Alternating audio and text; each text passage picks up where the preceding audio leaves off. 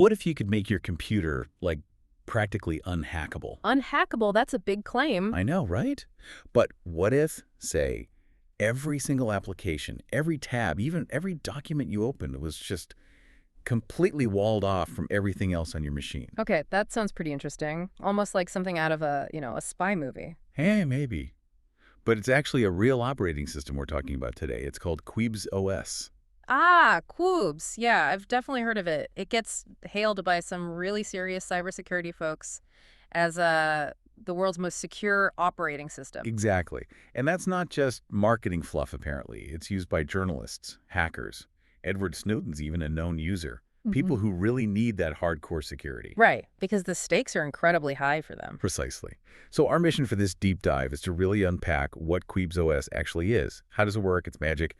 And, why does its unique approach make it so incredibly secure?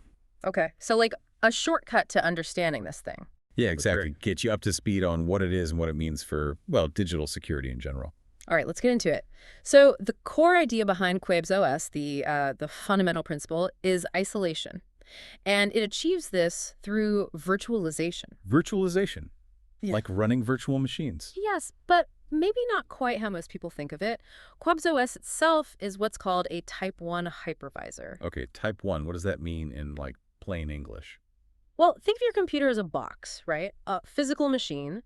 Qubes OS lets you run multiple other completely separate computers, virtual machines, or VMs inside that main box, all at the same time. Ah, I see. So it's not like running VMware or VirtualBox on top of Windows or Mac OS. Exactly. That's a Type 2 hypervisor where the virtualization software runs as an application on your main OS.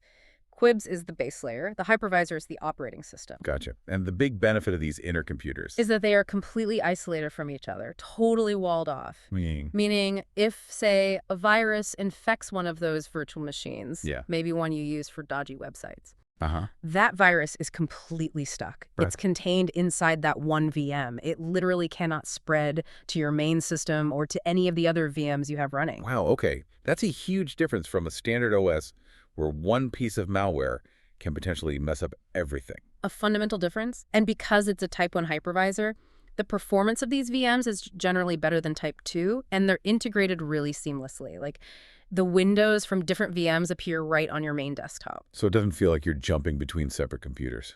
Not really, no. It's designed to feel quite natural. But under the hood, every single application you launch, your browser, your text editor, whatever, runs in its own distinct virtual machine by default. Every single app. That seems intensive. It is, resource-wise. We'll get to that. Yeah. But the security payoff is immense. And it goes further. Qubes assigns separate network connections to VMs, restricts USB device access. It's layers upon layers of isolation. Okay, I'm starting to see the picture. It's compartmentalization taken to the extreme. You got it. And you can actually see this visually. The sources described how different windows might have different colored borders, like red, yellow, green. Yeah. What's that about? Those colors represent different VMs, different app cubes, as Qubes calls them. So the red-bordered window is running in a totally separate VM from the yellow-bordered one. And they're truly separate. So separate, you can't even, like, drag and drop a file between them directly. You have to use a special, secure copy-paste mechanism. Whoa. Okay. So why would you want all these separate cubes? What's the practical use? Well, you'd set them up for different purposes, mirroring how you use your computer. For instance, there's a default one called anon-Unix. Anon-Unix. Sounds like Tor. Exactly. It routes all its network traffic through the Tor network. So you use that for anonymous browsing, maybe even accessing, the dark web securely. Okay, makes sense. What else? Then you might have a personal cube for your everyday logged-in browsing and personal files. Maybe a work cube, kept completely separate from personal stuff. Right, keeping work and life separated digitally. Yep. And crucially, an untrusted cube. This is where you'd open that weird email attachment or visit a website you're not sure about if it contains malware. It's these trapped in the untrusted cube. Precisely. It can't hurt anything else. That's clever. What about really sensitive stuff like passwords? That's where the Vault comes in. Or Vault. This is a really important one. Okay. The Vault cube, by design, has zero internet connectivity. None. Nada. No internet at all. Seriously, you can't browse, you can't ping anything. It's completely air-gapped from the network. So, what's it for? Storing your most sensitive data. Your password manager database, private keys, critical documents, things you absolutely do not want exposed to online threats. It's like your digital Fort Knox. All right. Okay, that makes perfect sense. A totally offline vault. It's a core part of the Qubes security model. So you end up with this setup: anon for privacy, untrusted for risky clicks, vault for secrets, personal work, different compartments for different tasks. It really forces you to think about where you're doing things. It does, and while spinning up a cube for the first time might take a few seconds, launching them again is much quicker once they're set up. Okay, so you have all these cubes. Mm-hmm. But if I want to install, say, a new browser or some software, do I have to install it in every single cube? That sounds tedious. Good question. No, that would be awful. That's where templates come in. Templates? Yeah. Think of templates like the master blueprints for your cubes. Qubes comes with defaults like Debian, Fedora, Unix. These are template VMs. Yeah. When you want to install software, you typically install it into the template. So you'd shut down any cubes based on that template, open the template itself, install the software there, and then shut the template down. And then any new app cube you create based on that template, or any existing app cube based on it that you restart, will automatically have that software available. Ah, I see. So you install once in the template, and it propagates to all the cubes using it. That's much smarter. Much smarter. Streamlines things massively. And they're also special service cubes, too. Service cubes. Like for networking. Exactly. You have things like OS Firewall, OS Net for regular internet, Unix for Tor, and you can configure which app cubes get their network access through which service cube. So you could have your work cube only use the regular internet via SUNet, but your anon cube only use Tor via Unix. Precisely. Granular network control. The system is deep. Are there different kinds of VMs, too, besides these app cubes and templates? Yes. There are a few key types to understand for different needs. The standard app cube we've talked about, its home folder persists, so your files stay. But the root file system resets on reboot, wiping out system changes or temporary malware. Okay, that's the default for apps. Then you have the template VM itself, which does have a persistent root file system because that's where you install software meant to last. But the blueprint. You can also create a standalone VM. This one is fully persistent, both the root system and the home folder. Good for maybe a development environment or something very custom that needs to stay exactly as you configured it long term. I see. A fully stateful VM. And finally, there's the disposable VM. This is super interesting. Disposable. Like throwaway. Exactly. It's completely volatile. Everything, the root, the home folder, everything is wiped clean the moment you close it. Nothing is saved. Whoa. What's the use case for that?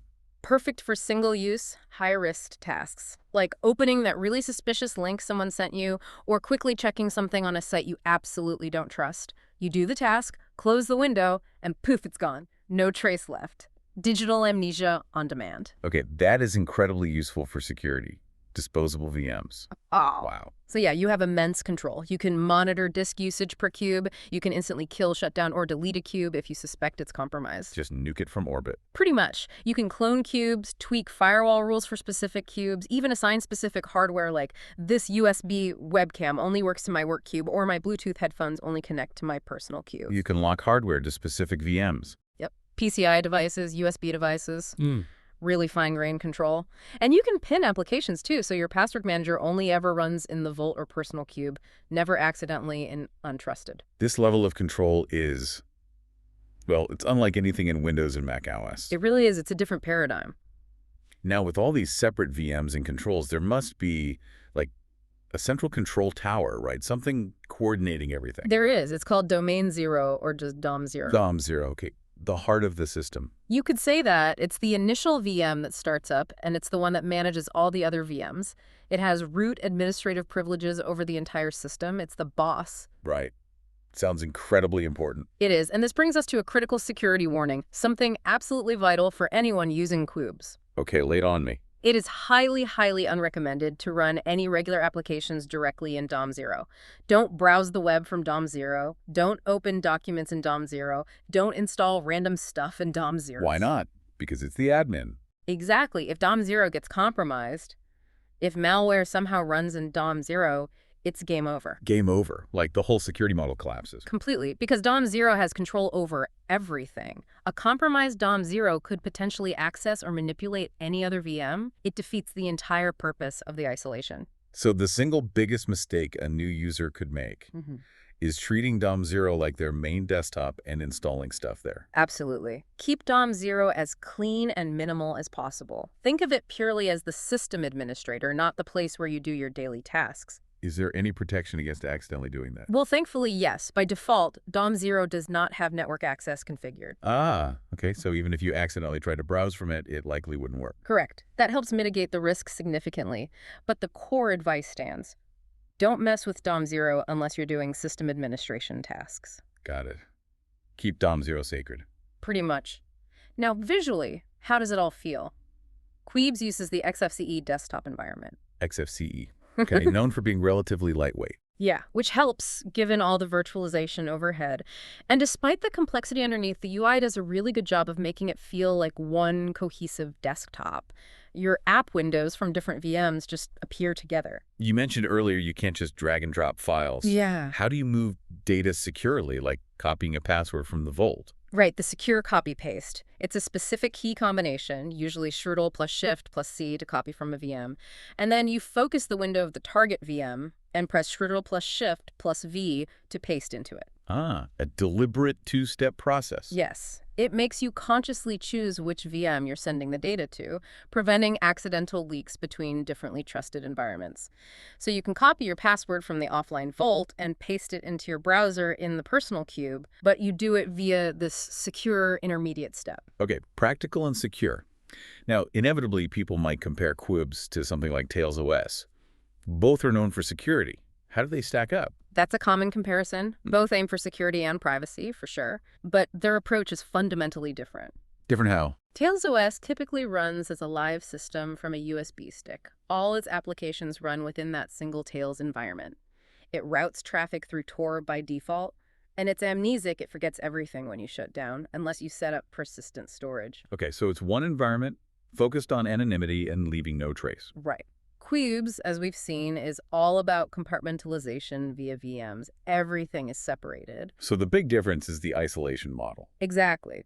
With Tails, if you somehow get malware running within the Tails session, it could potentially compromise everything happening in that session. Because it's all one system running off the USB. Yes. With Qubes, if you get malware in your untrusted Qube, it stays in the untrusted Qube. Your work Qube, your Vault, DOM0, they remain unaffected. So Qubes offers better protection against exploits within the OS session itself. Generally, yes, due to the virtualization boundaries.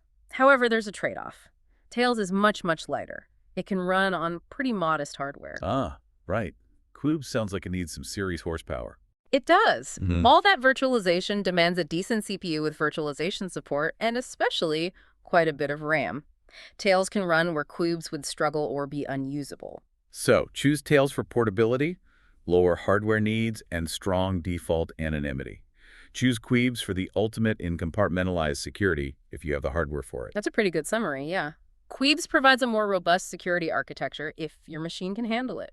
Okay, let's talk hardware then. If someone's listening and thinking, maybe I should try this, what kind of machine do they realistically need? All right, the official minimums are a 64-bit processor, Intel or AMD, with virtualization support. The source mentioned AMD can have some inconsistent security support sometimes, but it generally works. Okay, 64-bit CPU, RAM. Minimum 6 GB of RAM, but honestly, that's likely going to feel slow. Very slow. So realistically? Realistically, 16 GB of RAM is highly recommended for a smooth experience. More is even better if you plan to run lots of Qubes simultaneously. 16 GB RAM. Got it. Storage. Minimum 32 GB, but again, that's tight. Especially with multiple templates and app cubes, 64 GB is better, and 128 GB is a comfortable recommendation, especially if it's an SSD. SSD strongly recommended for performance, I assume? Oh, definitely. Makes a huge difference with all the VM operations. Graphics card? Usually integrated graphics are fine, but NVIDIA GPUs like a 3060 Ti also work. A TPM chip is recommended too for extra hardware security. Okay, so decent modern laptop or desktop specs, leaning towards higher RAM and an SSD. Yeah. Anything critical before installing? Yes, two absolutely crucial things. First, echoing what we said earlier, do not try to install Qubes OS inside another virtual machine like in VMware or VirtualBox. Why not again? It breaks the security model, you lose the direct hardware control and isolation that the Type 1 hypervisor provides, and performance will likely be terrible. It needs bare metal. Bare metal install only. Got it. What's the second thing? This is key. You must go into your computer's BIOS or UEFI settings before you install. BIOS settings, okay. What needs changing? You need to find and enable the hardware virtualization technologies. For Intel, that's usually called VTX for the CPU, and VTD for IOMMU device pass-through. For AMD, it's AMDV and IOMU or SVM. The names vary slightly by motherboard maker. So virtualization needs to be explicitly turned on in the BIOS? Yes, it's often off by default. And usually you also need to disable Secure Boot. Disable Secure Boot? Why? Secure Boot can interfere with Qubes booting correctly, as it's not always signed in a way that satisfies typical Secure Boot implementations. So enable VTX VTD or AMD VIOMU, disable Secure Boot. How do people even get into the BIOS? Usually by pressing a specific key right when the computer starts up, often delete F1, F2, F10, F12. It depends on the manufacturer. It'll usually flash on the screen briefly. Okay, check your manufacturer's instructions for the BIOS key. Right. Get those settings sorted first. Then, the actual installation is fairly standard for a Linux-based OS. How standard? You download the Qubes OS ISO image file from their website. You write that ISO to a USB drive, use a tool like Rufus on Windows, or maybe Etcher on Linux or Mac OS. Okay. Create a bootable USB. Then you boot your computer from that USB drive instead of your normal hard drive. This usually involves another key press during startup to get a boot menu, or setting the USB drive as the first boot device in the BIOS. Boot from USB? Then what? Then the Qubes installer loads. It's a graphical installer, looks similar to Fedora's Anaconda installer, actually. You choose your language, keyboard layout, tell it which disk to install on. Does it offer encryption? Seems important for this kind of OS. Yes, absolutely. It offers full disk encryption using LUKS, which is strongly recommended. You set up a password for that. Then you create your main user account and password. Standard stuff. Then it installs. Yep, it installs the base system. After the first boot, it usually runs an automatic initial setup process. This is where it installs the default template VMs Debian, Fedora, Unix, and creates the default app cubes like personal, work, untrusted, Volt. So it sets up that basic compartmentalized structure for you. Yes. If for some reason that automatic setup doesn't run, there's a command you can easily run from Domzier's terminal to trigger it manually. Okay, so despite the underlying complexity, the install process itself sounds manageable. Not fundamentally harder than installing Ubuntu or Windows. Honestly, no. If you're comfortable installing any OS from a USB drive and maybe tweaking a BIOS setting, you can install Qubes OS. The concepts behind it are deep, but the installation procedure itself is pretty well guided. That's actually quite encouraging. It sounds like an incredibly powerful system, really rethinking security from the ground up. It absolutely is. That focus on compartmentalization, on isolating everything, it's a really robust approach to dealing with modern digital threats. It forces a different way of thinking about using your computer. Yeah, it really does. Which kind of leads to a final thought. Given how intensely Qubes OS focuses on compartmentalization for security, maybe think about what other areas of your digital life, or even your non-digital life, could potentially benefit from a similar approach. Yeah. Building walls, creating separations. That's an interesting question to ponder. Where else could isolation be a benefit? Academy Podcast, where ideas ignite and futures forecast.